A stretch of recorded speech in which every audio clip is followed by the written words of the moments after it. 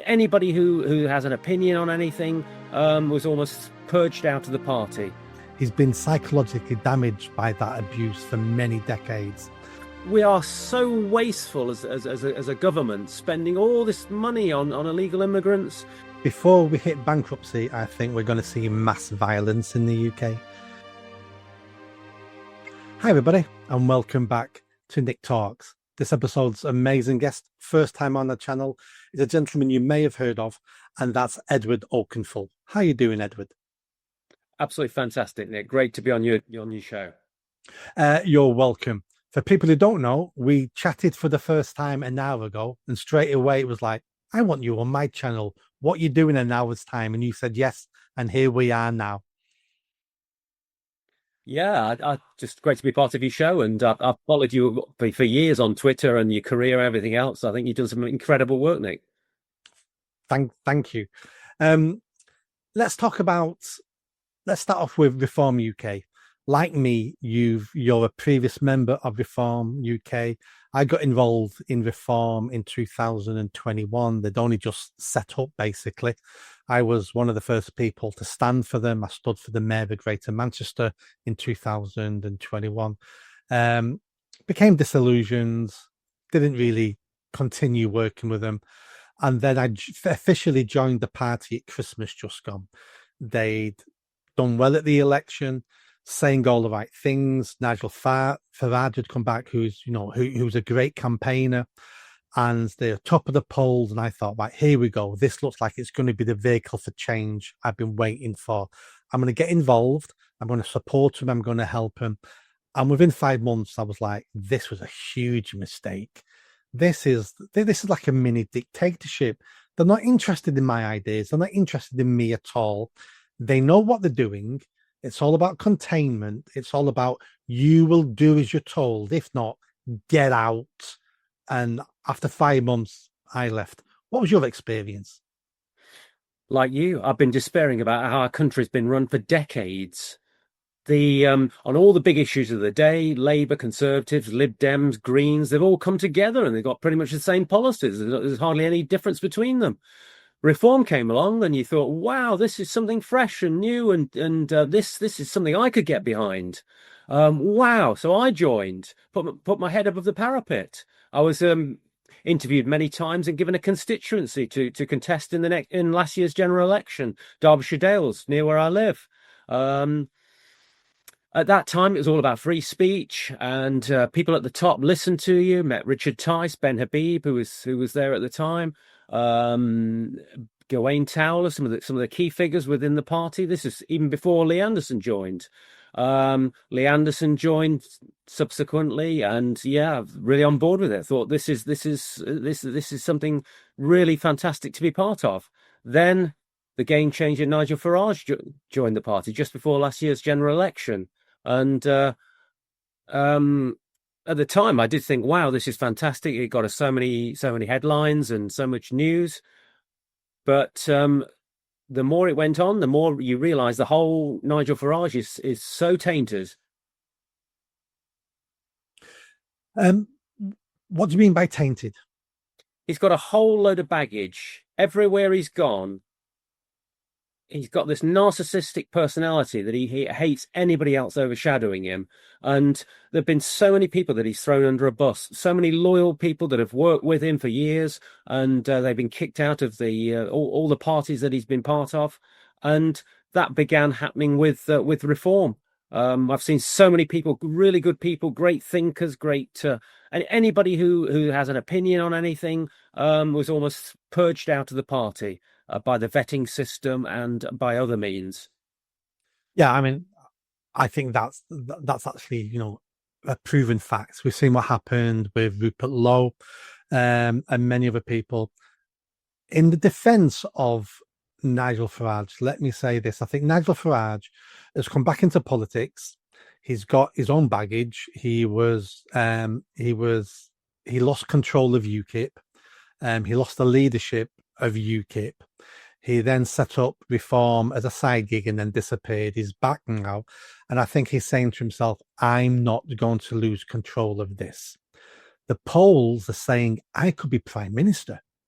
Therefore, all I've got to do is ensure I don't lose this lead. So therefore, I'm going to do as little as possible, but I'm going to rule with an iron fist because I want to be prime minister. Nothing wrong in that aim. Everyone should have aims. I'd like to be prime minister if I could. Nothing wrong in that. But my criticism, plus, it's also been damaged by 30 years of being called a racist, a Nazi, a fascist. And he seems to bend over backwards to not be called a racist, a fascist, a Nazi, where he should just embrace it and go, yeah, whatever, whatever. But he doesn't. He's been psychologically damaged by that abuse for many decades. And now he's. You cannot knock the man. He is a brilliant orator. For a lot of my time, I have been a big fan of Nigel Farage. What is so impressive, Nick, for many years, I've seen interviews on television, and these plastic false politicians, they're given sound bites by their party, and it's all rehearsed beforehand. They get across these sound bites that perhaps get on the 6 o'clock news, and subliminally people take these in. Farage, though, when he's been in interviews, he answers the questions. How revolutionary is that? I thought, wow, this is somebody who is answering the question that's been put to him, and that, just staggering how that has happened. So a lot of credit for the man, and like I say, one of the best orators around. Oh, absolutely. I mean, there's not been many amazing politicians, regardless if they've ended up failing or not. I would say, in my lifetime, we have Thatcher, Blair, Boris Johnson, and him. If you look at them four, it's like, wow. Now, some of them failed. Some of them turned out to be, Boris Johnson, I despise because I believed all this hype. I believed he was selling us a vision. Turned out he was just a salesman, and he really was a buffoon. He wasn't acting like a buffoon. He was one. But Nigel Farage is in that company of these are some amazing politicians that will go down in history. But my criticism really is, how can he be wanting to save a democratic country when he does not believe in the democratic values in his own party? He runs it with an iron. Reform is run like a dictatorship. He has a henchman called Mohammed Zia Yusuf, who does all the dirty work. The regional managers are controlled by Zia Yusuf, and just recently, Reform have issued some new rules to the branches. These are volunteers. These are people giving up their time. This is the grassroots. This is your foundations of your party, and they are truly draconian. People are not allowed to talk about Reform business on any forms of social media. It has to be monitored by the regional managers. They're given no money from head office at all. They're supposed to generate their own money for the branches. And get this, the regional manager is not party to these rules. Talk about a slap in the face. Any speakers that speak at these Reform branch meetings have to be vetted out by the regional manager. The regional manager has total authority over the branch and can dismiss the branch chair. I mean, it's just, why are these people putting up with this? The people that they've got rid of were some great people out there, and they've been replaced by yes men and yes women that just do as they're told, never achieved anything in their lives, and are very unlikely to achieve anything. Let's say if Reform did get elected in 2029, this kind of party that has very little talent, you scratch the surface and there is not a lot of great talent behind it. There are some very good people. I'm still friends with a lot of people within Reform, and there are still some very good people, but they're scared stiff. They're keeping their heads down, and they won't talk. It's very sinister what's happened. But can a party like that take on the civil service, let's say, and really reform anything? I don't think they can. I don't think they can. I've been spoken to by many people who are Reform supporters. Many of them have now left the party. I was speaking to a chairman of a local branch last month. He's going to be leaving any day now. Not everybody. No, some people are very happy with it because they can see themselves winning. So, I'm sure there'll be a majority of people within Reform who are happy with things. Going, why wouldn't you be happy? You're 30% in the polls. You would be happy. But many people who have integrity, and it's not about them and them winning seats. It's not about their political party. It's about their country. Those people aren't happy, and those people will be leaving. And you can't. I think what history has shown us in politics is if you've got a fantastic lead of 30%, you can't hold it. You have to earn it. They're not earning it. They're doing their best to hold what they've been given. And we know over the next few years that's going to be chipped away and chipped away because they're not earning it. They're just trying to hold on to something that was given to them by mistake because the Tories are terrible and Labour are terrible. It's not a political strategy to try to hold on to your lead. You need to be fighting every day. You say that though, Nick, but Keir Starmer kind of played this card. Before the election, last year's general election, he was very quiet on policy announcements and everything else. He didn't do many set piece interviews and no big events. So kind of by default, because the Conservatives were so dire for 14 years, everybody thought, well, what's the alternative? Oh, we'll put an X next to this Labour. Surely they can't be any worse than these hopeless Tories. And as if by magic, he's even loads worse than the Conservatives. I understand what you said, but that seems like that happened, but I don't think that happened because Labour in that election lost 500,000 votes. The only reason Keir Starmer was voted in was because A, everybody hated the Tories, and B, Reform split the vote. That allowed Starmer in. People weren't believing. On that, at my count, my constituency, Derbyshire Dales, was one of the most safe Tory seats within the whole of the country. Labour actually won it by 350 votes in the end. So yeah, I got 7,728 votes. The outgoing Conservative cabinet minister came over to me and she said, "Well done, Edward. You've got a socialist elected in Derbyshire Dales." I said to her that we already had that with you and your party because I view the Conservatives as an extension of Tony Blair's New Labour in effect. Oh, absolutely. The Tories are a socialist party. We're a socialist country, and we have been all my life. There might have been some hiccups along the way, but last 30 years, we're a socialist country. Of course we are. Right. So you left Reform. What did you do then? Well, you think, well, blow this. Do I really care? Should I even bother? But then you think, well, no. I mean, I'm not going to let Nigel Farage just kick me out, and I've got a lot to give, and I absolutely love my country, and I cannot just sit by idly. I think we're in a dire situation. I think that the whole country expects people like us to step forward, Nick, and do what we can to try and stop the destruction of our nation. I think it's that precarious situation that we're in.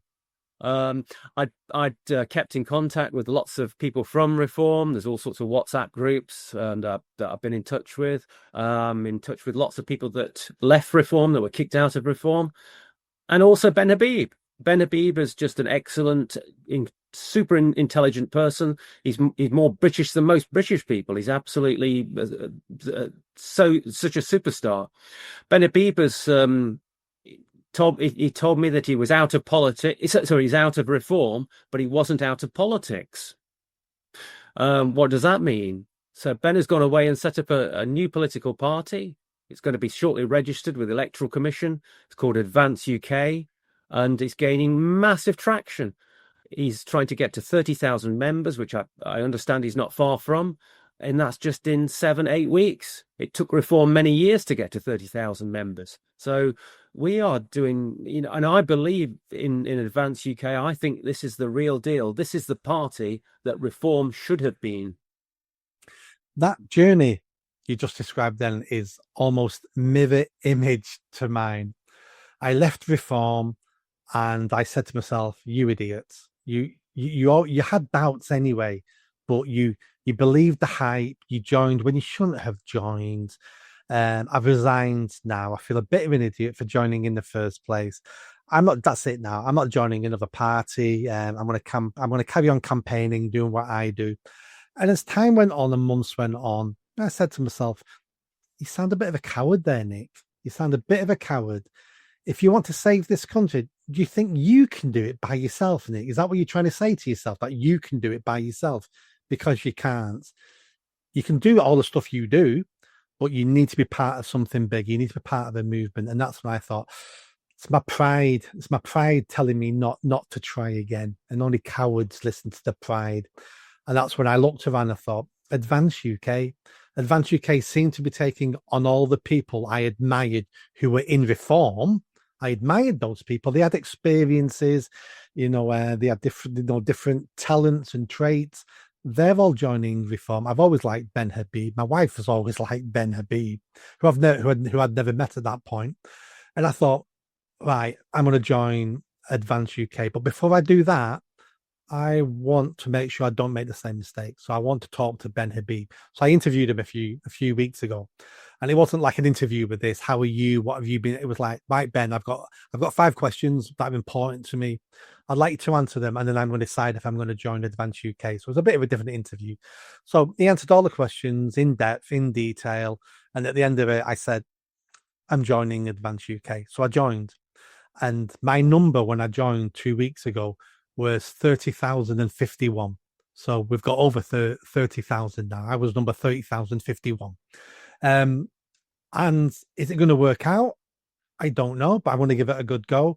But what I like about Advance is the structure. It's not the Ben Habib show. Ben Habib might not be the leader a year from now if everyone decides he's just not good enough and there's someone else in the party. So I want a democracy. I want a party where they're going to listen to me. May then go, Nick, we voted on this. We don't like it. I can accept that. I'm not perfect. I've not got all the answers, but I want to at least be able to voice my opinions without being fearful that I'm getting kicked out. I want to voice my opinions that a membership can vote on and not be told these are our policies. Unless Nigel changes his mind in the middle of an interview, then that's our new policy. And that's the only way forward, because if Nigel Farage had a heart attack today and died, that's the end of reform. And you can't run a party and you can't run a country like that. So can you tell me what the philosophy of reform is? I mean, they're almost anything to anybody. I mean, there is no discernible philosophy there. And they're being unpicked on that now. I mean, look at the gaffes over the last couple of weeks. One of the biggest culture war issues we've had over the last 5-6 years has been men in female prisons. They appoint someone as their prison spokesperson who says, well, there should always be room for men in women's jails. Not as many as we've got now, mind you. Circumstances. And that's on the first day of her being in the job. How can you? But is that a gaffe, or is that perfectly acceptable within the form? And I think that's perfectly acceptable in the form, because Nigel's there nodding, going, well, she's the expert. And then we had the other MP, the woman from Runcorn, saying, I've not got an issue with digital ID cards. It's as if reform haven't got any policies, haven't got a vision, hasn't got a standard 10 points. These are the 10 points we're fighting on. No one knows what they stand for. And the tactic there is, if we don't tell people what we stand for, they'll automatically think we stand for what they want us to stand for. But they will get found out. And, closer to election, they will be examined. And I know reform supporters now are unhappy at several things they're saying. For me as well, Nick, Islam is the big elephant in the room in our country, the Islamification of lots of our cities and towns. If you mention Islam within reform, you are kicked out. You cannot talk about cousin marriages. If you talk about halal slaughter, things like this, and because the chief henchman of Farage is Mohammed Zia Yusuf, despite David Bull being supposedly chairman I think he's chairman in name only. I think Zia Yusuf still runs the party from within. Yeah, that's what it looks like. We need to talk about these issues. They're very topical. But let's say reform's right, that we shouldn't touch halal slaughter. Cousin marriage is okay. Let's say all that's correct. Well, it might be correct, but in a democracy, we should be able to talk about it.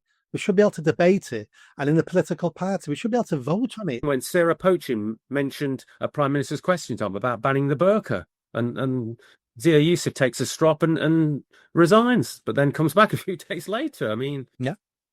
It's I'm not convinced. The optics on that was so bad that she had to stay, and she's a woman as well, so they have to have a woman there. But yeah, just if that had been some branch chair, you would have been kicked out straight away if you suggested banning the burqa. Oh, absolutely. And there's many other things you could say as a reform member, a reform councillor, and they're going to kick you out because they're only aiming for the prize, and the prize is Nigel as PM. Not Nigel PM fixing the country, but the aim is Nigel PM. Look at some of the defections over the last few days. I think 2 days ago there was an ex-Labour councillor in Fife in Scotland that came over to reform. What on earth would a Labour, true Labour person have to do with reform? Jake Berry, the former chairman of the Conservative Party, was in favour of net zero and putting windmills up everywhere and solar panels all over our beautiful countryside. He was also a Remainer. What has he got to do with the heart of reform? The sort of people that they're taking over, I just think it's almost becoming the Conservative Party Mark II. It is. I don't think they know what they stand for unless they stand for being a slightly better version of the Tory party. I've been saying for this year, I think Nigel is trying to build the political party we needed 30 years ago. I just think he's 30 years out of date because everything he's trying to do, I get if it was 30 years ago. Let's move on from reform now. I don't want this turning into a reform bashing session. I get accused of that all the time.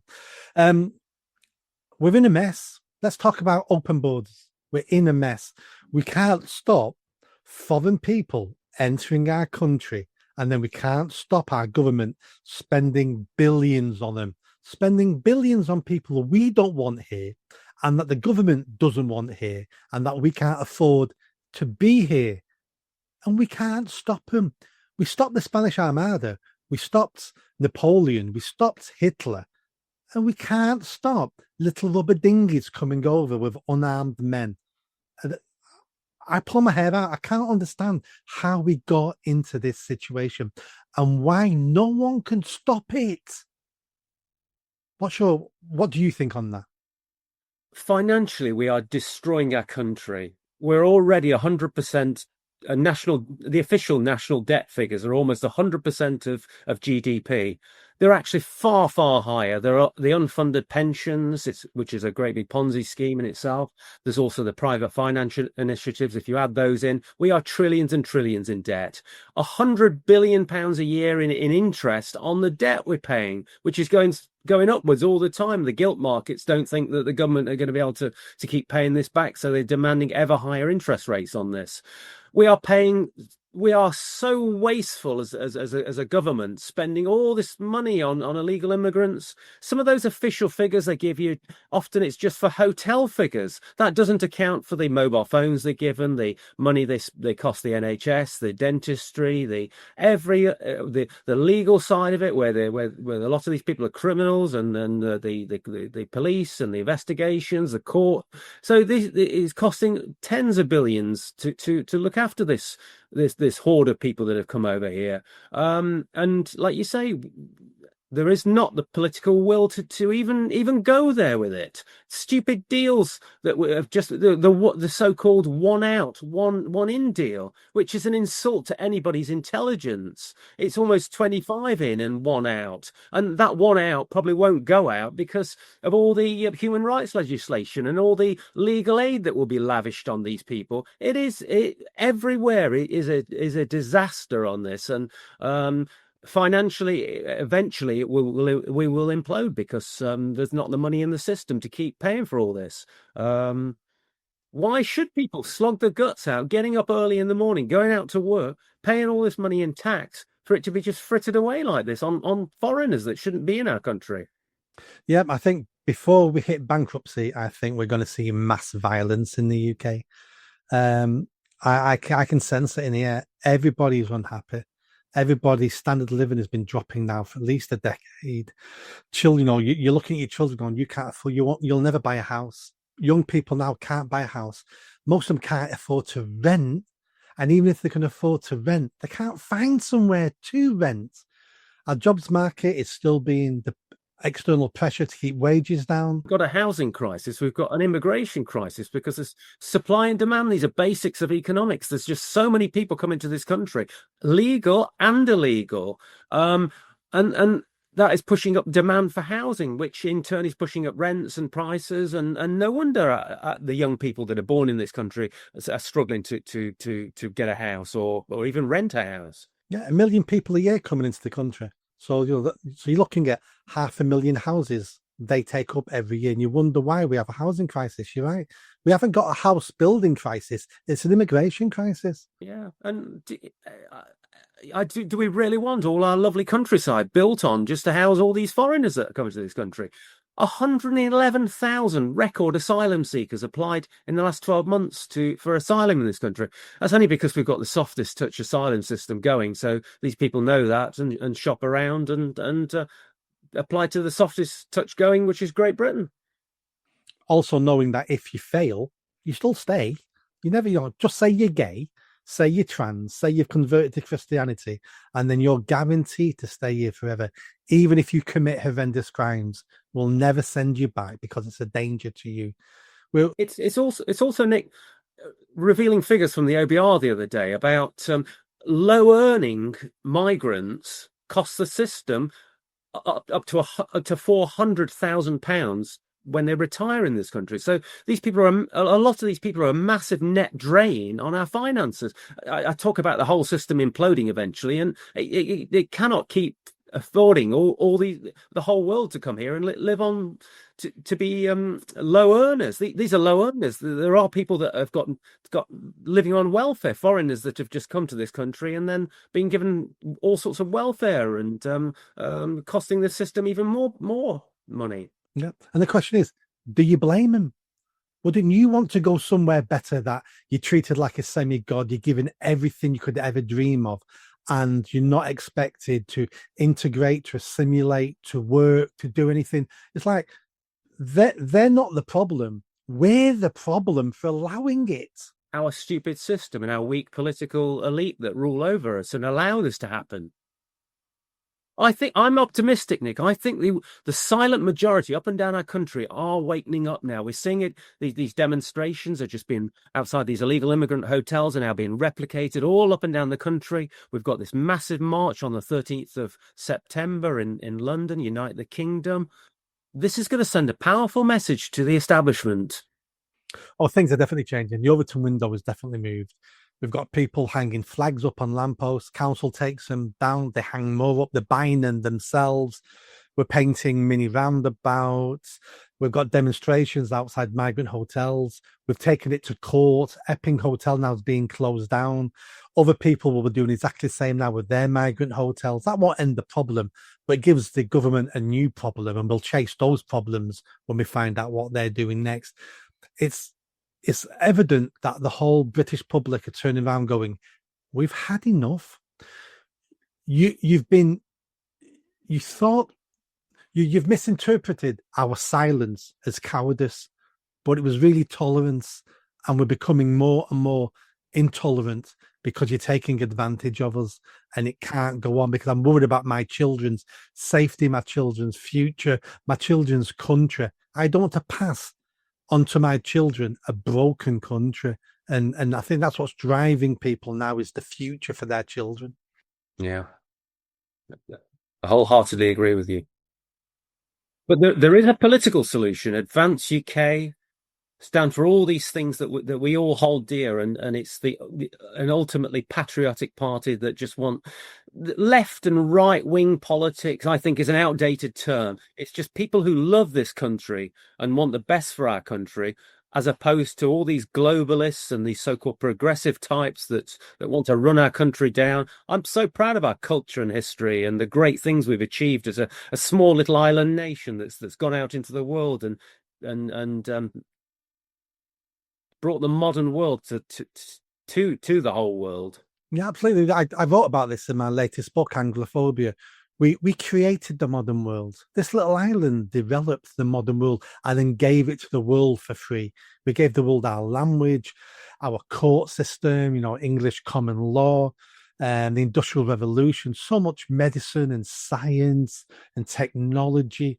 The world owes us. Why can't all these great achievements be taught in our history lessons? We have the nonsense that is Black History Month, which is just a collection of fairy stories and wishful thinking. Why are we polluting our children's heads with propaganda like that? Why aren't we telling them about our ancestors that built our country? David Ball from Reform said that immigrants have been the lifeblood of this country and built this country. Complete and utter nonsense. It's our ancestors, Anglo-Saxon people that built this country. And why isn't that pride restored within our education system? Because there's been a long march through the institution by left-wing academic types. But yeah, this all needs to change, and Advance UK, I believe, will be that change. You can't save a country if you don't love the country, and that's the first step of the ladder. We've got to love this country, and we've got to teach others they need to love this country. Once we do that, we can fix our problems, and we can then carry on and hopefully develop a better country, a country how it used to be, where everyone wanted to belong and everyone saw each other as fellow citizens instead of members of a different tribe that we just happened to live next door to each other. Edward, 30 seconds, last words from you. Big membership drive for Advance UK. Please go on the website, join up to Advance UK, show that you care about our country in the future. And, it's only £10 to be a member of Advance UK. Please go on the website, tell your friends, family, everybody out there. We need to show the establishment that we mean business, and by joining this party and doing everything we can to build this party, it's the only way of saving what we hold dear to ourselves. Well said, Edward. Thank you so much for coming on, and let's talk again when there's more news and better news coming out of Advance UK. Yeah. Bye bye. Thank you, Nick. Great to see you.